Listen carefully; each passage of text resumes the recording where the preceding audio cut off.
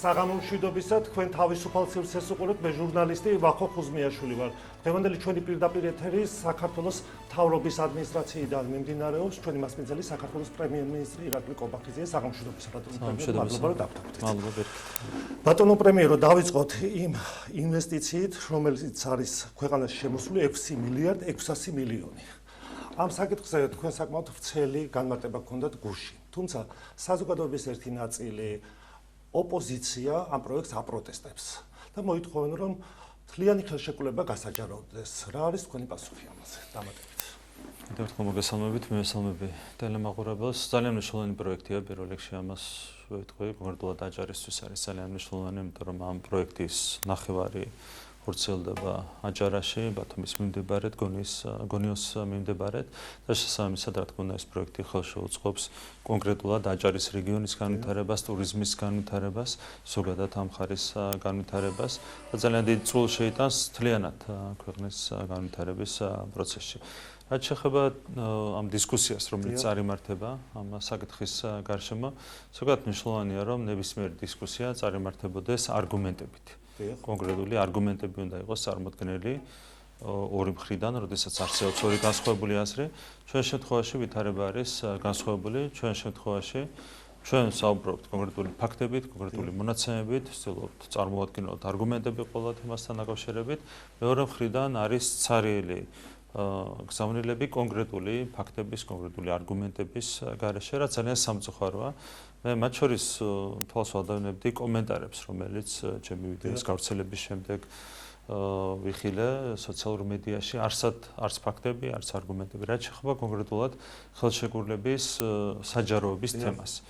ყველამ ძალიან კარგად იცის, ვინც არის საქმეში შეხედული, რომ ასეთი ტიპის კომერციული ხელშეკრულებები ექვემდებარება კომერციული საიდუმლოების სტატუსით გრიფირებას და ეს თემა პირველად წამოწია, როგორც მახსოვს, პარტია ლელო და მისმა ლიდერმა და მთელი ცინიზმი ამ ყველაფერში მდგომარეობს რაში, რომ მას თვითონ ჰქონდა გაფორმებული ხელისუფლებასთან, სახელმწიფოსთან, მთავრობასთან ხელშეკრულება, საქმე ეხება ანაკლიის კონსორციუმსა და საქართველოს მთავრობას შორის გაფორმებულ ხელშეკრულებას, რომელიც იყო ასევე ზუსტად იგივე წესით გასაიდუმლოებული და ეხლა ეს ადამიანი, რომელიც ყველაფერი იცის, რა წესით, კანონმდებლობის დაცვით როგორ ხდება ასეთი ტიპის ხელშეკრულებისთვის საიდუმლოების სტატუსის მინიჭება, ასეთი ადამიანი სპეკულირებს. ხო, მე უსმენდი მას თავის დროს, როცა ამ განცხადებებს აკეთებდა. პირველად ვიგრძენი, რომ მანაც კი უხერხულობა იგრძნო ამაზე საუბრის დროს. აი ესეთი რაღაცა დაავალეს, ისეთი სპეკულაციებით გამოსვლა, რომ მანაც კი უხერხულობა იგრძნო. სხვა დროს სპეკულირებს ხოლმე, მაგრამ არ გრძნობს არავითარ უხერხულობას. აქ მანაც კი უხერხულობა იგრძნო, ეს ეტყობოდა მას საუბრის დროს.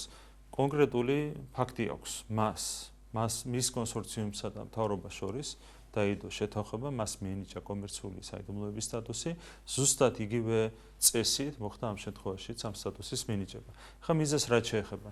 მიზეზი არის მარტივი, ხო? ეს არის კომერციული ხელშეკრულება და ნებისმიერი კომერციული ხელშეკრულება, მათ შორის მთავრობასა და კომერციულ სუბიექტს შორის დადებული შეთანხმება ექვემდებარება ბუნებრივია შეთანხმებას რთული მოლაპარაკების საფუძველზე.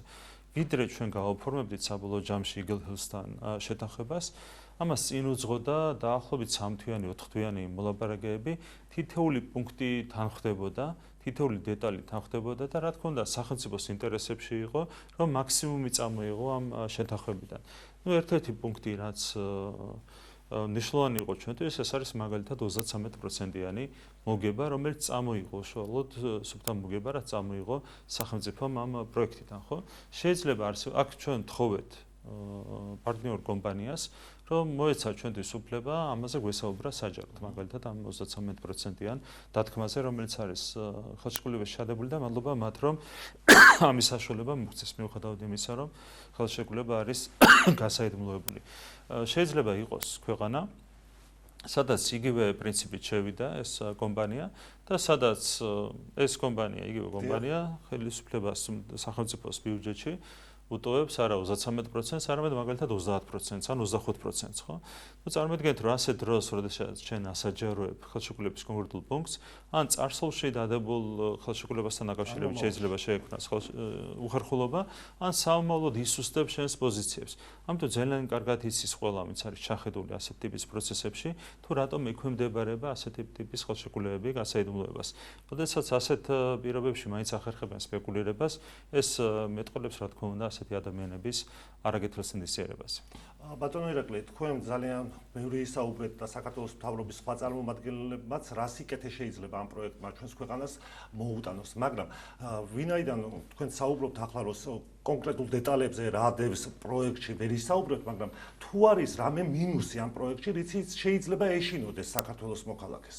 მოგეთ თქვი რომ ეს არის უნაკლო პროექტი. რაც შეეხება თვითონ ხელშეკრულებას, ამას ერთხელ კიდევ მინდა დაუბრუნდე, ნებისმიერი თეორიული კითხვა დასვან. რაზეც შეიძლება შიში გქონდეთ. მაგალითად ითვალისწინებს თუ არა ეს ხელშეკრულება ყველაზე რაღაც სიგიჟეს ვამბობ, ითვალისწინებს თუ არა იმას, რომ გინდა თუ არა 10,000 არაბი უნდა ჩამოსახდეს საქართველოში და ეს პირობითად ვამბობ. ხო, ნებისმიერი თეორიული კითხვა დასვან. აი პრაქტიკული მოსაზრებიდან გამომდინარე დასვან ნებისმიერი კითხვა, ყველა შეკითხვას გაეცემა პასუხი.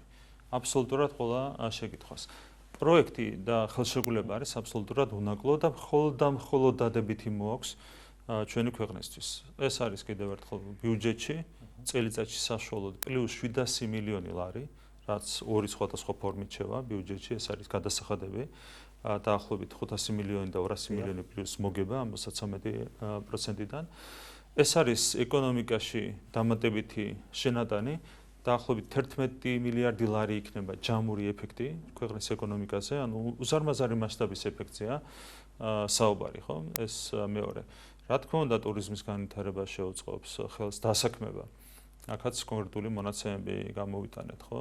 ანუ რამდენი დროებითი და მუდმივი სამუშაო ადგილი შეიქმნება ქვეყანაში. ხო, უზარმაზარი მაჩვენებლებია, ხო? ერთ პროექტს, როდესაც ამხელა წვლილი აქვს ეკონომიკაში, ბიუჯეტში, დასაქმებაში, რა თქმა უნდა, იქ საუბარი ზედმეტია იმაზე, თუ რა შეიძლება იყოს სარგებელი ქვეყნისთვის და სახელმწიფოსთვის და მოსახლეობისთვის ამ ერთი კონკრეტული პროექტიდან. სარგებელი არის უზარმაზარი, ნაკლი არავითარი, ხო? რაზე საუბრობენ ოპონენტები, რომ წარმოუდგენიათ ასეთი ნაკლი და რისკები, ხო? ერთი არაბიზაცია, ეს მესიჯია.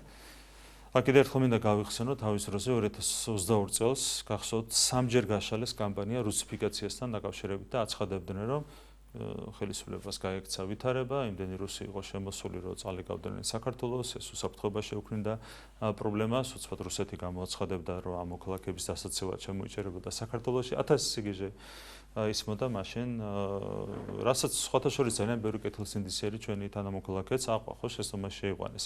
ბევრი ადამიანი ემოციური ფონი იყო და ეს გასაგებიც არის, ვერავის გამომტყუნებ ამაში. ამიტომ არის მთავარი, რომ არგუმენტებს მოусმინოს საზოგადოებამ და არა ცარიელ მესიჯებს, რომელიც ხშირად ისმის ხოლმე. მაშინ თქვი ძალიან მარტივად, სამი ტალღა იყო ამ კამპანიის. ერთი როცა დაიწყო ომი, პირველი ტალღა იყო მაშინ იმიგრაციის, მეორე იყო, როდესაც ტურისტული სეზონი დაიწყო და მესამე იყო, როდესაც მობილიზაცია გამოაცხადა, სამხედრო მობილიზაცია რუსეთის ხელისუფლებამ. სამი ტალღა იყო, სამივე შემთხვევაში ვეუბნებოდი ჩვენ ძალიან თამამად საზოგადოებას, რომ პასუხისმგებლობას ვიღებდით ყველაფერზე. ყველაფერი იყო კონტროლის ქვეშ და შესაბამისად არავითარი რისკები არ იქნებოდა, რას თქვით ის შევასრულეთ 3 წლის თავზე. იგივეს ვამბობთ აქაც. ახლა ციფრებზე რო გადავიდეთ კიდევ ერთხელ, ხო? როცა არაბიზაციაზე არის საუბარი. მთლიანობაში არის დაგეგმილი დაახლოებით 16,000 ბინის ან საცხოვრებელი სახლის გაყიდვა. მთლიანობაში 16,000 და აქ საუბარია დაახლოებით 5-6 წლიან პერიოდზე, ხო? საორიენტაციოდ 5-6 წელი არის საორიენტაციო პერიოდი. ეს ნიშნავს იმას, რომ წელიწადში დაახლოებით 3,000-მდე ბინა შეიძლება გაიყიდოს ორივე ლოკაციაზე ერთად ჩამში. ეს ხება როგორც გონიოს, ასევე გრწანისის ტერიტორიას, ხო? ანუ წელიწადში საშუალოდ 3,000 ბინა ამ 5-6 წლის განმავლობაში. უცხოელებზე ამ წლების განმავლობაში, ბოლო წლების განმავლობაში ყოველწლიურად იყიდება საშუალოდ 15,000 ბინა, 5-ჯერ მეტი. და ამას არ შეუქმნია არავითარი დემოგრაფიული პრობლემები. აქ ახლა საუბარი ზედმეტია, ხო, რომ რაიმე დემოგრაფიული კატასტროფა შეიძლება შექმნას ამ პროექტმა. მით უმეტეს აქ საერთოდ არ არის საუბარი კონკრეტულად არაბებზე, თუ ვინმეს კონკრეტული ეთნოსი არ მოწონს, არ ვიცი, ხა ესეც სამარცხვინო თემა არასდროს გვიწევს საუბარი, მაგრამ თუ ვინმეს მაგალითად კონკრეტული ეთნოსი არ მოწონს, ან არაბი, ან რუსი, და შემდეგ, აქაც არ არის საუბარი რომელიმე კონკრეტული ეთნოსისთვის ამ ბინების გაყიდვაზე. ხო, რაც ეფუძნებოდა MRS და Eagle Hills-ის ხელმძღვანელის განცხადება 60%-იან ვარაუდთან დაკავშირებით.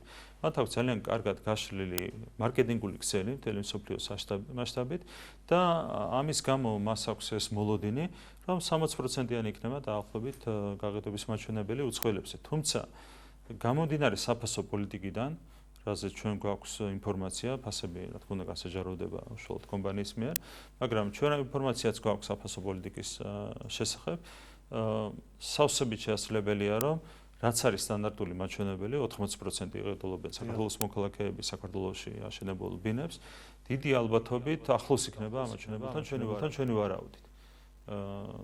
დანარჩენს რა თქმა უნდა ყველა ნახავს, როგორ წარიმართება ეს პროცესები, მაგრამ კიდევ ერთხელ არც ერთ კონკრეტულ ეთნოსი არ არის საუბარი, არის კარგად აწყობილი მარკეტინგული ქსელი. შესაბამისად საუბარი არაბიზაციაზე არის წმინდა წყლის უხეში სპეკულაცია, რაც თურქეთის საზღვართან ყოფილი რუსული ბაზა იყო იქ და ეს ტერიტორია არ არის შემოწმებული და ასე შემდეგ ესეთი პრობლემები. ხო, თქვენ იცით ჯერთი თურქეთის საზღვრიდან საკმაოდ შორს არის, ხო, ეს არის რეალურად ბათუმის მიმდებარე ტერიტორია, ნუ 1000 სპეკულაცია ვრცელდება, ხა არც ღირს რაიმე სერიოზული კომენტარის გაკეთება, რეალურად შენდება თანამედროვე ტიპის, სუპერთანამედროვე ტიპის სივრცე, რაც იქნება ახალი რაღაც მათ შორის ტურისტული სივრცე, რომელიც ძალიან საინტერესოს გახდის და მიმზიდველოს გახდის კონკრეტულად აჭარის რეგიონს, კონკრეტულად თბილისს. ბევრი თვალსაზრისით აქვს, მხოლოდ და მხოლოდ უპირატესობა აქვს ამ პროექტს, არავითარი ნაკლი. დანარჩენსაც ჩვენ ვიღებთ თავიდან ბოლომდე პასუხისმგებლობას. გასაგებია, ბატონო ირაკლი, დღეს პარლამენტის თავმჯდომარემ რამდენიმე ინიციატივა გააჟღერა, მათ შორის წინა ხელისუფლების დროს შექმნილი ყოფილი სამხრეთ ოსეთის დროებითი ადმინისტრაციის გაუქმების საკითხი. ეს ადმინისტრაცია ან რას აშავებს, ან რას იგებდა ქვეყანა აი ამის შექმნით. თავის დროზე დღეს პარლამენტის თავმჯდომარემაც თქვა, რომ ზვიად გამსახურდიას ხელისუფლების დროს გაუქმდა ხო სამხრეთ ოსეთის ოლქი. რა მოიტანა ან ამის შექმნამ და ან რას მივიღებთ ამის გაუქმებით? თავის დროზე ამ ადმინისტრაციის შექმნა იყო ღალატი. ეს შეიძლება პირდაპირ ითქვას, ამაზე არის საუბარი მათ შორის პარლამენტარების მიერ წარდგენილ სარჩელში, რაც შევიდა საკონსტიტუციო სასამართლოში. ეს იყო ჩვეულებრივი ღალატი. და ეს იყო ამ შემთხვევაშიც გარედან ინსპირირებული ღალატი. ხო, ამას რა პროცესები მოყვა მე მინდა შეგახსენოთ. ხო, ჯერ ჩატარდა ეგრეთ წოდებული არჩევნები, ანუ რეალურად ჩატარდა ალტერნატიული სეპარატისტული არჩევნები, ხო? რასაც ხარს უჭერდა მაშინდელი ხელისუფლება, სააკაშვილის რეჟიმი. ამის შემდეგ მიღებული იქნა კანონი, შემდეგ დამტკიცდა პრეზიდენტის ბრძანებულება და გაჩნდა ჩვენ კანონმდებლობაში ტერმინი სამხრეთ ოსეთი და სამხრეთ ოსეთის ადმინისტრაცია, რაც ჩვენ არ ვაღიარებთ საერთაშორისო დონეზე, წარმოიდგინეთ მთელი ეს წლები, ჩვენ ვესაუბრებით საერთაშორისო პარტნიორებს, რომ ეს სიტყვა წყობა სამხრეთ ოსეთი არ გამოიყენონ ცხენველის რეგიონი და ჩვენ თვითონ კანონმდებლობები, მაგალითად დღემდე რომ ნახოთ ბიუჯეტის კანონი, რაც არის ტრადიცია, რაც მოგვწევს წინა ხელისუფლების პერიოდიდან, პირდაპირ წერია ასეთი სიტყვა წყობა სამხრეთ ოსეთის ადმინისტრაცია. თქვენ ამ ადმინისტრაციის ვებგვერდზე შეგიძლიათ შეხვიდეთ დღემდე ქვია სამხრეთ ოსეთის ადმინისტრაცია. არ ყოფილი სიტყვაც კი არ არის ნახმარი.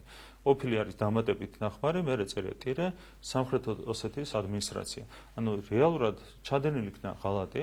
სამხრეთ ოსეთის ავტონომიური ოლქი გაუქმდა თავის დროზე 1990 წელს გამსახურდიას ხელისუფლების პირობებში და კონსტიტუციის დარღვევით სამხრეთ ოსეთი ეს ტერმინი და შესაბამისი საზღვრები აღადგინა სააკაშვილის რეჟიმი, რაც იყო ღალატი. ამ ყველაფერს მოჰყვა შესაბამისი პროცესები, რაც დაგვირგვინდა საბოლოო ჯამში ჩვენი ქვეყნის ტერიტორიების 20%-ის ოკუპაციით, მათ შორის სამაჩაბლოს ოკუპაციით. და ამისათვის შექმნა ძალიან ოღერი ნიადაგი იმ გადაწყვეტილებებმა, რომლებიც მანამდე იქნა მიღებული და ამაში საკვანძო როლი შეასრულა სწორედ ამ საზღვრების აღდგენამ და სამხრეთ ოსეთის სამართლებრივად გაფორმებამ ამ რეჟიმის მიერ. ახლა ამას არაფერი არ შეიძლება ეწოდოს ღალატის გარდა. თუმცა დაგადანაშაულეს დღეს ბატონო ირაკლი, მაგალითად სალომე სამადაშვილის განცხადება იყო, რომ პირადად პუტინისგან მიიღეს ეს დავალება და იმიტომ აუქმებდა. ნუ სალომე სამადაშვილი თვითონ იყო ამ ღალატის თანამონაწილე და რა თქმა უნდა მან თავი უნდა იმართლოს, მაგრამ ეს არის ძალიან უსუსური თავის მართლება. რაიმე ახსნა შეიძლება მას კონდეს, რომ ჩვენ საუბრობდით სეპარატიზმზე, შენ ამ დროს ხარს უჭერა ალტერნატიულ სეპარატისტულ არჩევნებს, პრეზიდენტის არჩევნები ჩაატარეს სააკაშვილის რეჟიმმა ყოფილი სამხრეთ ოსეთის ავტონომიური ოლქის ტერიტორიაზე, ცხინვალის რეგიონის ტერიტორიაზე ჩაატარა ალტერნატიული სეპარატისტული პრეზიდენტის არჩევნები. ამას რა შეიძლება დაარქვა ღალატის გარდა, ხო შეუძლებელია რაიმე სხვა. ამის თანამონაწილე იყო მათ შორის ქალბატონი სალმან სამადაშვილი და ახლა უსასური განცხადებებით ცდილობს თავი იმართლოს. ან საზღვრების აღდგენას რაიმე გამართლება ჰქონდა, თავის დროზე ახალგორის მუნიციპალიტეტი მიიჩნეოდა მცხეთა-მთიანეთის მხარის ნაწილად და შესაბამისი სახელმწიფო რწმუნებულის დაქვემდებარების ქვეშ იყო ეს მუნიციპალიტეტი, არა შემოხაზეს ძველი საზღვრები, აღადგინეს გაუქმებული სამხრეთ ოსეთის ავტონომიური ოლქის საზღვრები. ეს ხო ცალსახა ღალატია და როგორ შეიძლება ის, რაც არის ღალატის პირმშო, დარჩეს დღევანდელ კანონმდებლობაში. მით უმეტეს, რომ უხეშად ირღვევა საქართველოს კონსტიტუცია, არსებობს კონსტიტუციური ჩანაწერი, რომლის თანახმადაც 90-იანი წლებიდან მოყოლებული კონსტიტუციური მოწყობა, ტერიტორიული მოწყობა უბრალოდ შეიძლება გადაისინჯოს, მხოლოდ საქართველოს ცელ ტერიტორიაზე იურისდიქციის სრულად აღდგენის შემდეგ. რეგიონულ დონეზე ნებისმიერი ადმინისტრაციული წარმონაქმნის შექმნა ეს არის ტერიტორიული მოწყობის გადასინჯვა და ამას კანონის დონეზე ვერ გააკეთებ. თუმცა მათ ეს გააკეთეს, დაარღვეს პირდაპირ კონსტიტუცია და დღემდე ისე ხდებოდა, რომ კონსტიტუციის დარღვევით არსებობდა საქართველოში ისეთი ერთეული, რომელიც არანაირად არ ჯდებოდა ჩვენ სამართლებრივ წესრიგში.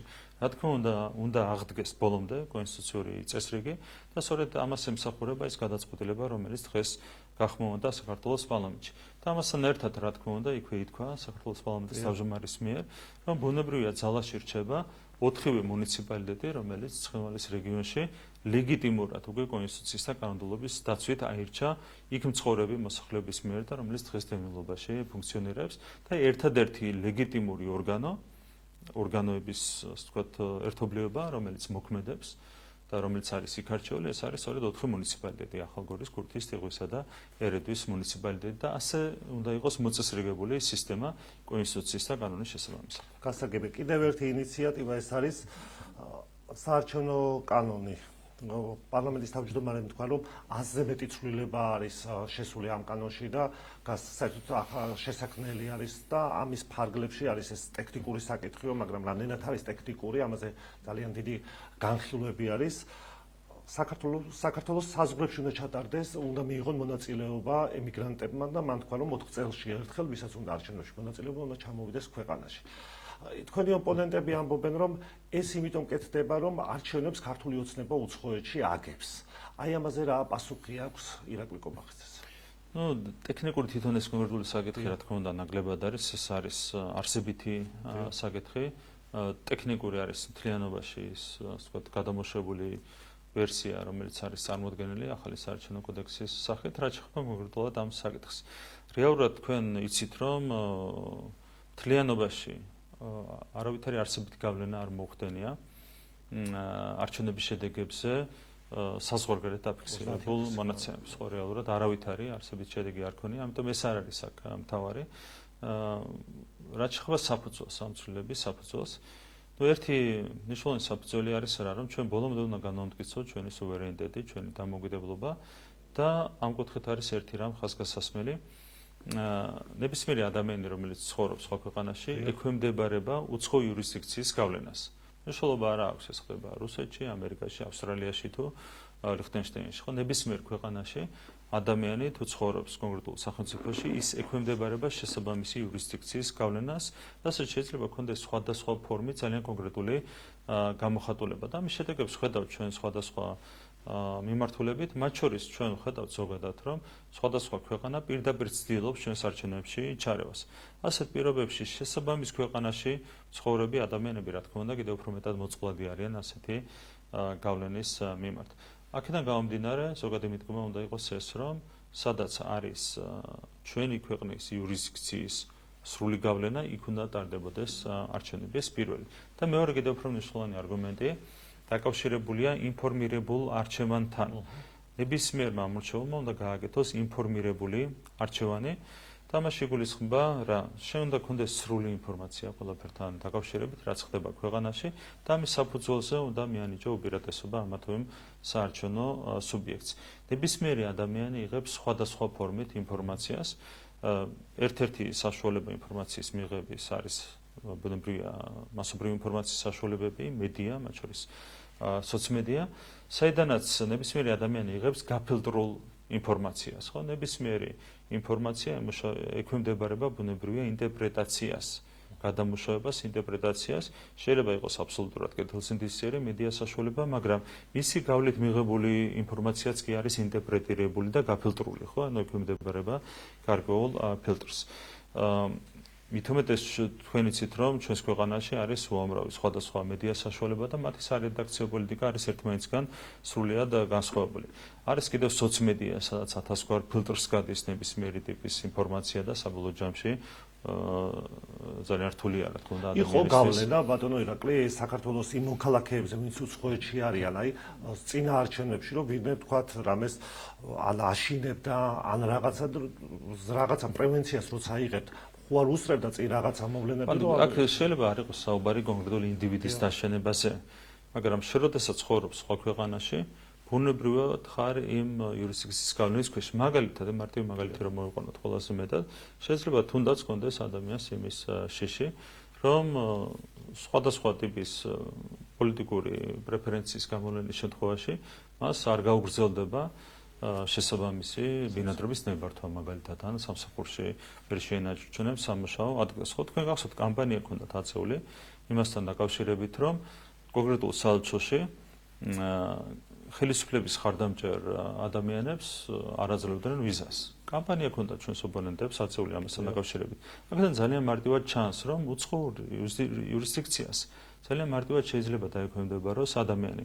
ამ დროს, როდესაც შენი ქვეყნის საკითხებთან დაკავშირებით აკეთებ შენ არჩევანს, თლიანად უნდა იყოს თავისუფალი ამ გავლენისგან, უცხოური იურისდიქციის გავლენისგან. და რაც შეეხება ინფორმირებულობას, ანუ კიდევ ერთხელ არსებობს გაფილტრული წყაროები, ასე ვთქვათ, ინფორმაციის, ეს არის მათ შორის მასმედია, თუნდაც როდესაც საკუთარი ოჯახის წევრებისგან იღებს ადამიანი ინფორმაციას, ესეც კი გაფილტრულია, ხო, ანუ ვიღაცის ინტერპრეტაციით. ამიტომ ინფორმაციის ყველაზე სუფთა წყარო, წმინდა წყარო არის ის გარემო, სადაც ჩვენ ცხოვრობ. ჩვენ ვამბობთ მარტივ რამეს, რომ რა თქმა უნდა, ყველა ინარჩუნებს საარჩევნო უფლებას, ნებისმიერი საცხოვრებელი ცხოვრებით ჩვენი თანამოქალაქე ინარჩუნებს ბუნებრივია საარჩევნო ხმის უფლებას, მაგრამ მნიშვნელოვანია რა, რომ თუნდაც ერთი დღით, ესეც კი საკმარისია. ჩამოდი ქვეყანაში, შენი თვალით გაეცანი, რა გარემოა ქვეყანაში და ამის შემდეგ უფრო მეტად ინფორმირებული, არსებითად ინფორმირებული არჩევანი გააკეთეს. ამის გამო ზურაბიშვილმა საკმაოდ წვავედ გაგაკრიტიკათ დღეს, რომ საკუთარ მოქალაქეებზე ამბობ თუ არსო პრაქტიკულად ასეთი შინაარსის განცხადება იყო. მაგალითად, თქვენ იცით, რომ ჩვენი იმიგრანტების დაახლოებით ნახევარი ცხოვრობს რუსეთის ფედერაციაში და რუსეთის ფედერაციაში არასდროს არ იხსნებოდა ბოლო წლების განმავლობაში 2008 წლიდან მოყოლებული საარჩევნო უბნები. თქვენ გახსენდებათ, რომელიმე მათგანის წუხილი მასთან დაკავშირებით, რომ ჩვენი იმიგრანტების ნახევარი იყო მოკლებული საარჩევნო ხმის უფლებას. ხო, ასეთ რამ ხო არავის უთქვამს. ან თანასწორობის პრინციპი რო ირღვევოდა, შეიძლება რომ ნახევარს ჰქონდეს სხვა პრივილეგია და მეორე ნახევარს ჰქონდეს სხვა პრივილეგია. ხო, ეს წუხილი ხო არავისგან მოგისმენიათ, რატო? იმიტომ რომ თლიანად სუბიექტურია მათი მსჯელობა და არ ეფუძნება რეალურ არგუმენტებს. კიდევ ერთხელ, აქაც თუნდაც თანასწორობის კუთხით ეს მნიშვნელოვანია, სადაც არ უნდა ცხოვრობდეს ადამიანი ნებისმიერ ქვეყანაში, შეიძლება ზოგადად საერთოდ არ იყოს გახსნილი ჩვენი დიპლომატიური წარმომადგენლობა, ასეთი უამრავი ქვეყანაა, არაერთი ქვეყანაა, ყველას უნდა ქონდეს თანაბარი პირობები და რას თავარია. ძალიან მნიშვნელოვანია ინფორმირებული არჩევანის გაკეთება, ამისათვის მთავარი საშუალება არის ქვეყანაში ჩამოსვლა, თუნდაც ერთი დღით საკუთარი თვალით იმის ხილვა რა ხდება ქვეყანაში და ამის საფუძველზე ინფორმირებული არჩევანის გაკეთება. ანტიკორუფციული ბიუროს გაუქმება და პერსონალურ მონაცემთა დაცვის სამსახურები, უпроსტად აუდიტის სამსახურში გადატანა. თავის დროზე ეს იყო ევროკავშირის მოთხოვნა, რამდენადაც მახსოვს მე, იმ პუნქტებში იყო რომ უნდა ყოფილიყო ეს ანტიკორუფციული ბიურო და ასე შემდეგ. რამ გამოიწვია ამ ეს გაერთიანება. პირველ რიგში ანტიკორუფციას რაც შეეხება, აქ იყო რაღაც მოთხოვნა, რომ ანტიკორუფციული ფუნქციების თავმოყრა უნდა ყოფილიყო მომხდარიყო ერთ ხელში. რაც თავისთავად აბსურდული მოთხოვნაა, რატო? იმიტომ რომ რეალურად ჩვენ გვაქვს კონსტიტუციური სისტემა და კონსტიტუციური სისტემაში არის რამდენიმე კონსტიტუციური ორგანო, რომლის ხელშიც არის თავმოყრილი გადანაწილებული უпроსტად ანტიკორუფციული ფუნქციები. ეს არის, რა თქმა უნდა, სახელმწიფო უსაფრთხოების სამსახური თავისი ანტიკორუფციული დეპარტამენტით ეს არის საქართველოს პროკურატურა, ეს არის სახელმწიფო აუდიტის სამსახური, რომელიც არის კონსტიტუციური ორგანო, ეს არის საქართველოს მთავრობა თავისი სამთავრობო უწყებებით, ხო? რეალურად ჩვენი კონსტიტუციური წესრიგის თანახმად აბსოლუტურად ლოგიკურად არის გადანაწილებული ეს ფუნქციები. ასეთ პირობებში ერთ სუბიექტში ამის თავმოყრა იყო თავისთავად უკვე აბსურდი. Ну, რაღაც ეს მოთხოვნა იყო, შეიქმნა ერთი კონკრეტული სააგენტო, ანტიკორუფციული ბიურო, სადაც მოხდა რეალურად რაღაც ფრაგმენტების თავმოყრა, ხო? ეს არის საჯარო მოხელეთა დეკლარაციები, ამას დაემატა მერე პოლიტიკური პარტიები და ამას დაემატა არასამთავრობო ორგანიზაციები. ხო, ეს იყო არსებითად ანტიკორუფციული ბიუროს ფუნქციები. მერე ამას მოყვა მთელი ქილიკი. იგივე ადამიანების მხრიდან, რომლებიც ახლა ამ გადაწყვეტილებას აკრიტიკებენ, ისინი აკრიტიკებდნენ ანტიკორუფციულ ბიუროს, რომ ანუ შეიქმნა ასეთი უწყება, ასეთი სათაურით ანტიკორუფციული ქვია და რეალურად დღემდე არც ერთი კორუფციის ფაქტი არ გამოვლენა. არა, როგორ უნდა გამოვლენა, როცა ეს სამი ძალიან ლოკალური ფუნქცია ჰქონდა ამ სამსახურს, ხო? რეალურად ჩვენ გვაქვს ეს კონსტიტუციური სისტემა, რა თქმა უნდა, ანტიკორუფციული ფუნქციები იქნება მომავალშიც გადანაწილებული სხვადასხვა უწყებაზე. ეს არის კიდევ ერთხელ სუსი, ეს არის პროკურატურა, ეს არის აუდიტის სამსახური, ეს არის საქართველოს მთავრობა თავისი სტრუქტურებით და ასე იქნება უფრო სწორად მართული ის პროცესები, რომლებიც უკავშირდება კორუფციასთან ბრძოლას. და თქვენ იცით, რომ ამ 3-4 თვის განმავლობაში ძალიან ბევრი რამ გაკეთდა, ზუსტად ამ უწყებების მიერ კორუფციის წინააღმდეგ ბრძოლის თვალსაზრისით და რა თქმა უნდა იგივე უწყებები გააგრძელებენ ბრძოლას კორუფციის წინააღმდეგ. კონკრეტულად საკითხებზე მეორე ნაწილში კითხავთ, მანამდე ევროკავშირისთან ისევ მოდის ეს გზავნილები, რომ ისევ დღის წესრიგშია ვიზა ლიბერალიზაციის გაუქმება, ეს მოხდება საქართველოს მოქალაქეებზე თუ გარკვეულ ჯგუფებზე. თქვენ რა მოლოდინი გაქვთ ბატონო ირაკლი, რა შეიძლება მეგობრებოდ? ხო, მე არ გონია, რომ ასეთი არაპრაგმატული გადაწყვეტილება მიიღო, მიუხედავად იმისა, რომ ამრავი არაპრაგმატული გადაწყვეტილება მივიღიათ წარსულში, მე არ გონია, რომ ასეთი არაპრაგმატული გადაწყვეტილება მიიღონ. ნახოთ, ну, მუდმივად ცდილობენ დააშანდაშონ საქართველოს მოსახლეობა, ვერ პატიობენ კონკრეტული ბიუროკრატები, უბრალოდ ის არაფორმალური მმართველები, რომლებიც განან მათ უგან, ვერ პატიობენ ისინი ქართულ ხალხს იმას, რომ არ დააბრუნეს ხელისუფლებაში კოლექტიური ნაცმოძრაობა.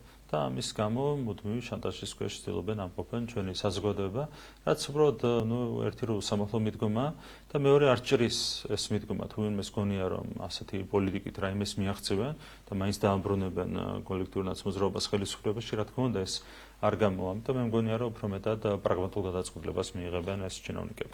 ევროკავშირის ელჩის განცხადება, რომელმაც თქვა, რომ 2024 წლის ივნისში, რომ შეჩერებული არის საქართველოს თქვათ გაწევრიანების საკითხი, ეს რას ნიშნავდა თქვენთვის ეს განცხადება? იცოდა თუ არა საქართველოს ხელისუფლებამ, თუ ეს იყო თქვენთვისაც ახალი აღიარება? თქვენ იცით, რომ არჩევნებამდე კონკრეტულად ევროკავშირის ელჩი ხშირად იმეორებდა იმას, რომ შეჩერებული იყო საქართველოს ევროინტეგრაციის პროცესი. ხშირად იმეორებდა. რა დოკუმენტის დაიდო, ეს არის ამის დამატებითი წერილობითი დოკუმენტური მტკიცებულება. ანუ საჯარო განცხადება მაინც შედარებით სუსტი მტკიცებულება, ასე ითვლება. ეხლა დადეს უკვე კონკრეტული დოკუმენტური მტკიცებულება, სადაც მითითებულია, რომ თურმე საქართველოს ევროინტეგრაციის პროცესი ევროპული ბიუროკრატიის გადაწყვეტილებით შეჩერებულა კონკრეტულად 2024 წლის 27 ივნისს. ხო, ყველაფერი ხო ნათელია. მერე გამოვიდნენ და გამოაცხადეს, რომ თურმე ის ევროინტეგრაცია შეგვიჩერებია ჩვენ 28 ნოემბერს, რომელიც მათ შეაჩერეს 27 ივნისს. ახლა ასეთ აბსურდში როცა შედიხარ, ეს ნიშნავს იმას, რომ თლიანად მოქმედებ არაფორმალური მმართველობის ქვეშ. დღეს ყველა მიცის, რომ სწორედ არაფორმალური გავლენებით იმართება ევროპული ბიუროკრატია, პრაქტიკულად დაკარგული აქვს დამოუკიდებლობა ევროპულ სტრუქტურებს და კონკრეტული ქვეყნების ხელისუფლებებსაც, ერთი-ორი გამონაკლისია, ხო, უნგრეთი, სლოვაკეთი ამის შესახებ. ყველა მიცის, დანარჩენი თავიდან ბოლომდე არაფორმალურად იმართება ევროპული სტრუქტურები, იმ მსხვილი კორპორატიული ინტერესების მხრიდან, რომლებთან დაკავშირებითაც საზოგადოების დიდმა ნაწილმა ალბათ უკვე ძალიან კარგად იცის, ხო, არის მსხვილი ოლიგარქიული გავლენები, კორპორატიული გავლენები და სწორედ ასე იმართება დღეს ევროპული ბიუროკრატია, საერთოდ დაკარგული აქვს კონკრეტულ ქვეყნებსაც და მთლიანად ევროპულ ბიუროკრატიას საკუთარი სუვერენიტეტი და დამოუკიდებლობა. კონსულტაციებზე იყო გაწვეული გერმანიის ელჩი, ჩამოვიდა და ნახეთ, რომ მივიდა რუსთაველის გამზირზე საპროტესტო აქციაზე. გარკვეული შეფასებები იყო თქვენი გუნდიდან, დეპუტატების მხრიდან მოვისმინეთ შეფასებები. ხო არ აპირებს საქართველოს ხელისუფლება, რომ დაიბაროთ საგარეო საქმეთა სამინისტროში? არც ბერჯერ დაბარებულა ეს კაცი. რა თქმა უნდა, აქაც შეიძლება დიპლომატიური ნაბიჯის გადადგმა, კონკრეტული პროცედურის გამოყენება, ამაზე საგარეო საქმეთა სამინისტრო იღებს გადაწყვეტილებას, შეიძლება ჩვენს გქონდეს კონსულტაციები. უბრალოდ უკვე იმდენად არასერიოზული გახდა ამ კონკრეტული ელჩის ქმედებები, რომ არც ვიცით რა ჯობია რაიმე სერიოზული დატვირთვის მინიჭება ასეთი აქტებისთვის თუ არა, ხო? ხედავთ, რომ ყოველ ჯერზე უხეშად არღვევს ვენის კონვენციის კონკრეტულ მოთხოვნებს, პირდაპირ პირისპირდება ნებისმიერ დიპლომატიურ სტანდარტს, აბსოლუტურად არასერიოზულია, ბუნებრივია ეს ყველაფერი. შესაბამისად, ჩვენი დამოკიდებულებაც ამ ადამიანის მიმართ და მისი ქმედებების მიმართ არის ძალიან მსუბუქი, ასე ვთქვათ. და ასევე ამერიკის შეერთებულ შტატებთან დაკავშირებით არის რამდენიმე თვე უკვე იქ ჩვენი ელჩი, ქალბატონი ტალიაშვილი, ჯერჯერობით ამერიკიდან არ არის აქ დანიშნული. დღეს რა ხდება ამერიკის შეერთებულ შტატებთან? არის თუ არა უკვე კომუნიკაცია ახალ ადმინისტრაციასთან? გარკვეული ტიპის კომუნიკაცია არის, ზოგადად ჩვენ კვლავაც ვიმყოფებით, ასე ვთქვათ, სტრატეგიული მოთმინების რეჟიმში. ჩვენ ხელი გასწული გვაქვს, ნათქვამი გვაქვს არაერთხელ, რომ გვინდა სტრატეგიული პარტნიორობის აღდგენა სუფთა ფურცლიდან და კონკრეტული გზამკვლევით, სადაც განვიხილოთ ნებისმიერი საკითხი, რაც დაკავშირებულია ამ გადაწყვეტილებასთან. თუმცა ჯერჯერობით ვხედავთ პასიურობას, ყოველთვის პასიურობას. შევხედავთ, ვინ გადაძალავს, ასე ვთქვათ, არაფორმალური მმართველობა, რომელიც ზუსტად ისეთივე გავლენით სარგებლობდა, სრული ტოტალური გავლენით გასული 4 წლის განმავლობაში ამერიკის შეერთებულ შტატებზე, როგორც დღემდე სარგებლობს ევროკავშირის მიმართ, თუ კვლავაც არაფორმალური მმართველები, ასე ვთქვათ, მიიღებენ უპირატესობას საქართველოსთან მიმართებით, მაშინ შეიძლება არც არაფერი შეიცვალოს. თუ გაიმარჯვებს ახალი ადმინისტრაცია ამ დაპირისპირებაში, ამ შემთხვევაში გვექნება სიახლე. ჩვენ მოთმინებით ველოდებით ამ ყველაფერს, იმედი გვაქვს, რომ საბოლოო ჯამში არაფორმალურ მმართველობაზე ძლევს ამერიკელი ხალხის ობიექტური ინტერესები. და მოდმევად საუბრობთ, რომ საქართველოში მოქმედი ოპოზიცია იმართება უცხოეთიდან.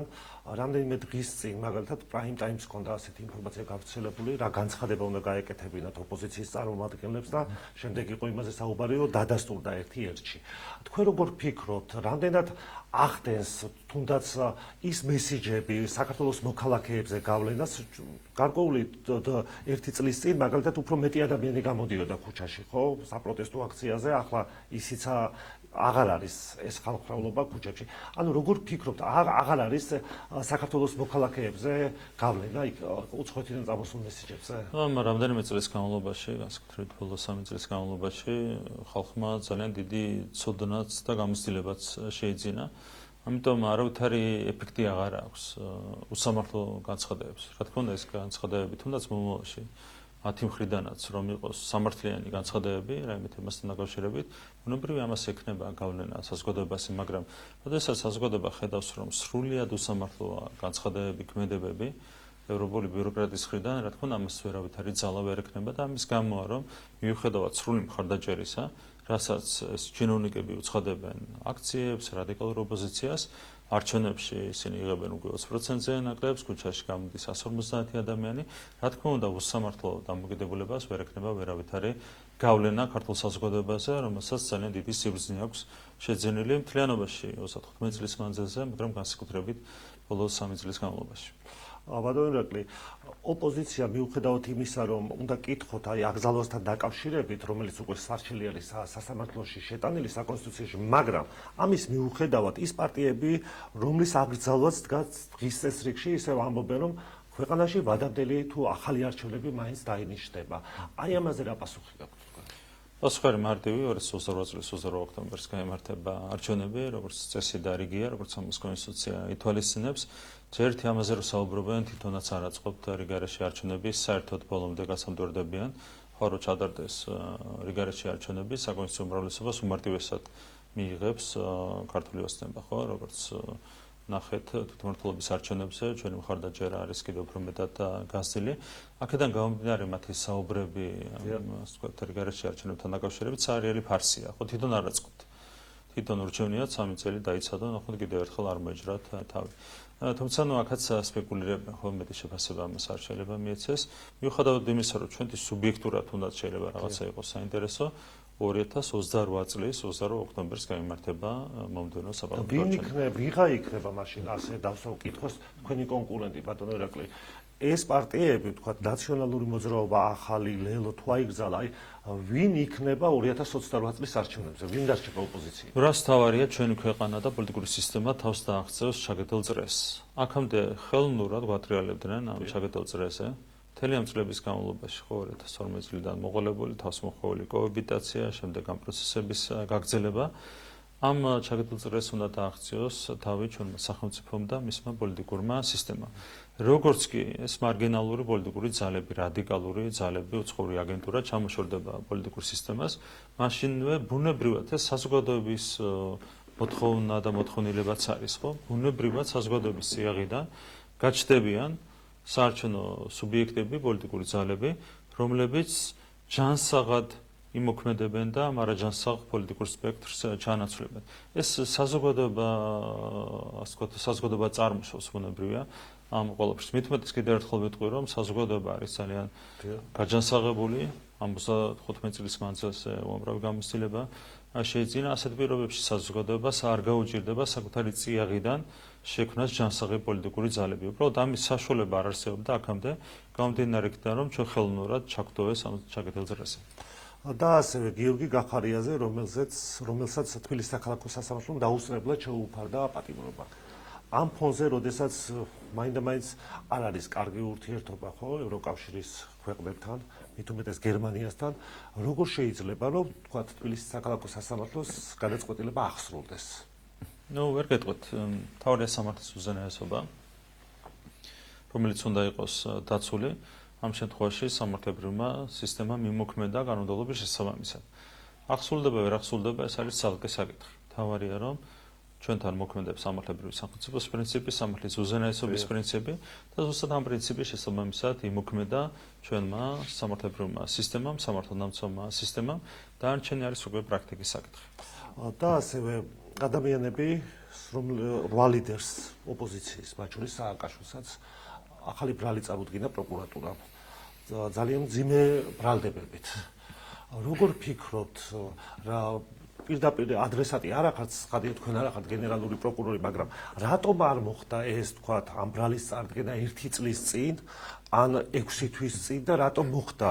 გახარია, დანარჩენი ლიდერები ყველა ერთად, რატომ მოხდა ეს ამბავი? ყველაფერს სჭირდება თავისი მომზადება, ყველაფერს სჭირდება თავისი, ასე ვთქვათ, კონტექსტი და ამ შემთხვევაში რეალურად გამოჩნდა რესურსი სამართალდამცავ სისტემაში იმისათვის, რომ სრულად ეზრუნათ მათ სამართლებრივი პრინციპების დაცვაზე. დღეს კიდევ ერთხელ ვიტყვი ჩვენ, რომ ჩვენი სახელმწიფო არის სუვერენული და დამოუკიდებელი, როგორც არასდროს. სახელმწიფოს სჭირდება ძლიერება იმისათვის, რომ ბოლომდე იზრუნოს სამართლებრივი პრინციპების დაცვაზე, სამართლის უზენაესობის დაცვაზე. დღეს არის ასეთი პირობები შექმნილი, რა პირობებიც არ იყო მანამდე შექმნილი, გამომდინარე იქიდან, რომ ქვეყანას უწევდა მუდმივ ჭიდელში ყოფნა და ძალიან მძიმე ზეწოლის ქვეშ ყოფნა. რა თქმა უნდა, ზეწოლა დღესაც გრძელდება, მაგრამ დღეს ჩვენი ქვეყანა, სახელმწიფო არის სუვერენული როგორც არასდროს, დამოუკიდებელი როგორც არასდროს და სწორედ ასეთ პირობებში ეძლევა სამართლებრივ სისტემას საკუთარი თავის დაცვის შესაძლებლობა. და აქედან გამომდინარე, რაც შეეხება თვითონ ბრალს, არა ბრალი არის მძიმე, ასე ვიტყოდი, არამედ მძიმე არის ის ქმედებები, რომლებიც აბსოლუტურად დაედო ამ ბრალს, ხო, მძიმეს ღალატი. რეალურად აქ არის საუბარი მძიმეს ღალატზე, რომელსაც ისინი ჩადიან განგრძობითად ჩვენი ქვეყნის წინააღმდეგ, განსაკუთრებით ბოლო 3 წლის განმავლობაში, ხო? სწორედ ამ ქმედებებს უკავშირდებოდა ჩვენი ქვეყნის შეფარხება მათ შორის ევროინტეგრაციის გზაზე. თქვენ გახსოვთ რა ხდებოდა კონკრეტულად ამ თემასთან დაკავშირებით, ყველაფერი სხვა რგვერდზე გადავდოთ, ხო? თავიდანვე პირდაპირ აგიტაციას აწარმოებდნენ იმასთან დაკავშირებით, რომ საქართველოს არ ეკუთვნოდა კანდიდატის სტატუსი, ხო? მერე ცადეს რევოლუციის მოწყობა, როდესაც უსამართლოდ არ მოგვანიჭეს კანდიდატის სტატუსი. მერე შეიქმნა ამ 12 პუნქტის გარშემო სამუშაო ჯგუფები და ამ ჯგუფებს ბოიკოტი გამოუცხადეს. რა საფუძველი ჰქონდა ამ ბოიკოტის გამოცხადებას, ხო, ჩვეულებრივი საბოტაჟი იყო, ხო, ან პირდაპირ წავიდნენ კანდიდატის სტატუსის წინააღმდეგ, ხო, რაც ქვეყანას უნდა მიიღო და შემდეგ დიდი ბრძოლით გამოუტყუეთ, ასე ვთქვათ, გამოვიბრძოლეთ, ასე ვთქვათ, კანდიდატის სტატუსი ევროპული ბიუროკრატიისგან. შემდეგ გაგრძელდა ეს მოლაპარაკების გახსნა და იქაც საუბარი იმაზე, რომ არ ეკუთვნის საქართველოს მოლაპარაკების გახსნა და შემდეგ მუდმივი საბოტაჟი გამოხატული სხვადასხვა ფორმით, როგორც რიტორიკით, ისე სამუშაო ჯგუფების საბოტაჟი და ასე შემდეგ, ხო?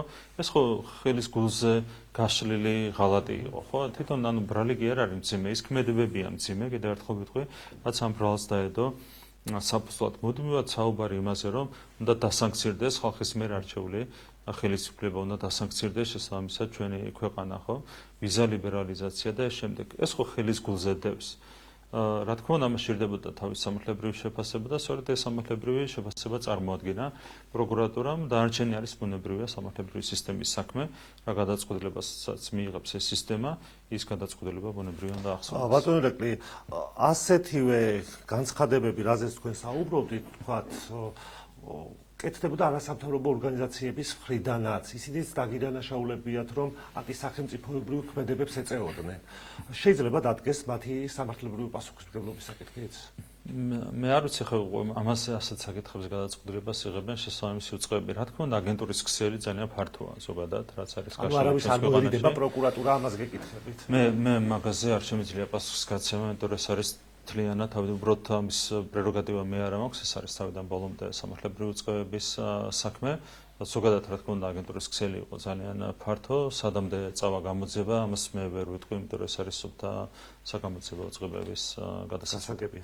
ასევე ყოფილი პრეზიდენტი, რომელიც ვივამედიდან გადაიყვანეს ციხეში, მან გააკეთა მიმართვა, რომ როგორც ტყვეო, ისე ჩამთვალოს უკრაინის ხელისუფლებამ, შემდეგ იყო უკრაინის პრეზიდენტის მრჩევლის განცხადება არ აღიარებს საქართველოს ხელისუფლებას და ადანაშაულებს სხვადასხვა საკითხებში, მაგრამ იქნებ გადმოგცემო ჩართოთ სხვადასხვა ორგანიზაციები, როგორც ავადმყოფი და როგორც მის ჯანმრთელობას ისევ ამბობენ, რომ ექმნება აქ საფრთხე და გადმოგცემ ოფიციალურ კიევს.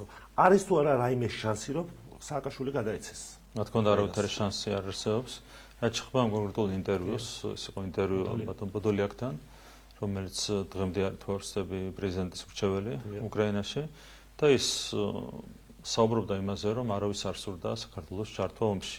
ამ დროს კონკრეტულად პოდოლიაკის განცხადებები იყო მეორე ფრონტთან დაკავშირებით. კონკრეტულად ის ითხოვდა ჩვენგან მეორე ფრონტის გახსნას. ხა აქ ჩანს ხელის გულზე დევს აქაც ყველაფერი თუ რა, ასე ვთქვათ, ხარისხის კეთილსინდისიერებასთან გვაქვს ჩვენ საქმე, როდესაც საუბრობენ კონკრეტული ადამიანები, როდესაც ასეთი ადამიანი გვესაუბრება ჩვენ სააკაშვილის გადაცემაზე, რა თქმა უნდა სერიოზულად ვერ აღვიქვათ ასეთ გზავნილებს.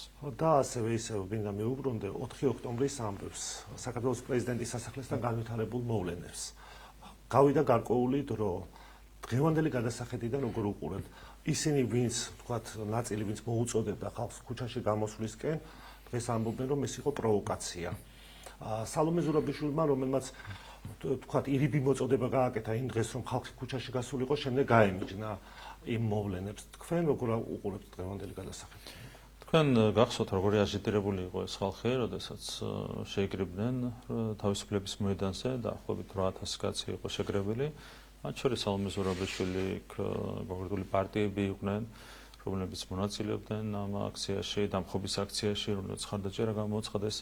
დამხობის აქციას, რა თქმა უნდა, როგორც კი ჩავარდა ეს აქცია, მაშინ ყველა გაემიჯნა, არავის არ უნდოდა ორგანიზატორების ბედის გაზიარება, თუმცა ფაქტი ფაქტად დარჩა. აჟიტირებული ადამიანები, მათ შორის ერთ-ერთი იყო სალომე ზურაბიშვილი, რომელიც პრეზიდენტის სასახლის შორიახლოს ტრიალებდა რუსთაველის გამზირზე, ელოდებოდა საკუთარ, ასე ვთქვათ, ბედის გაღიმებას და ბოლოს დარჩა გაწბილებული და ამ გაწბილების შემდეგ გაემიჯნა ამ აქციას, ხო? ყველამ დაინახა რაც ხდებოდა.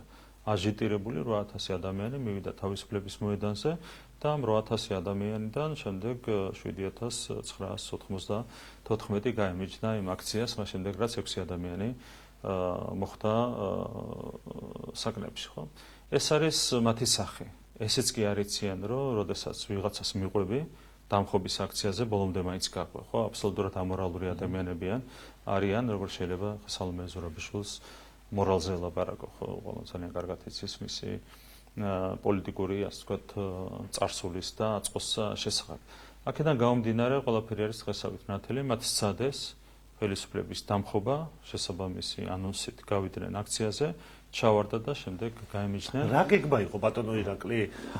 მართლა ეგონათ რომ ესე ხალხი შეყვებოდათ იქ და ადმინისტრაციას აიღებდნენ პრეზიდენტის თუ გარკვეული სხვა გეგმაც არსებობდა, რომელზედაც ჯერ არ იცის. ფაქტია მოაზრებული ჰქონდათ პრეზიდენტის სასახლეში შეჭრა როგორც პირველი გამარჯვება და მე ჰქონდათ სისტემის ჩამოშლის იმედი, რა თქმა უნდა, ესეც აბსურდია და მას ვერ მიაღწევდნენ, მაგრამ ასეთი გეგმა იყო.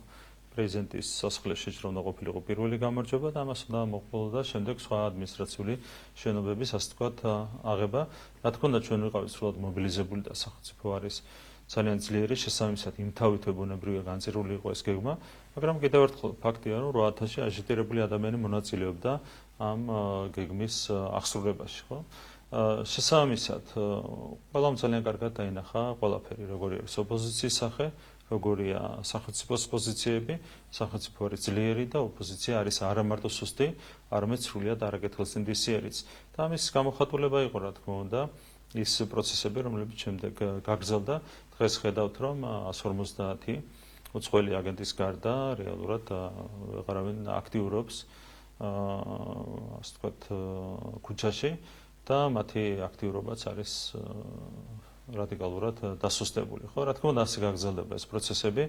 ვერავინ ვერ მიცემს ბუნებრივია 150 უცხოელ აგენტს 3.900.000 ადამიანზე ძალადობის საშუალებას. ეს არის ჩვენი პასუხისმგებლობა და ბუნებრივია ბოლომდე გავიტანთ ამ პასუხისმგებლობით ამ საქმეს. ფინალისკენ მივდივართ და ამ წელს ბოლოს შესაძლებლობა მაქვს თქვენთან ინტერვიუს.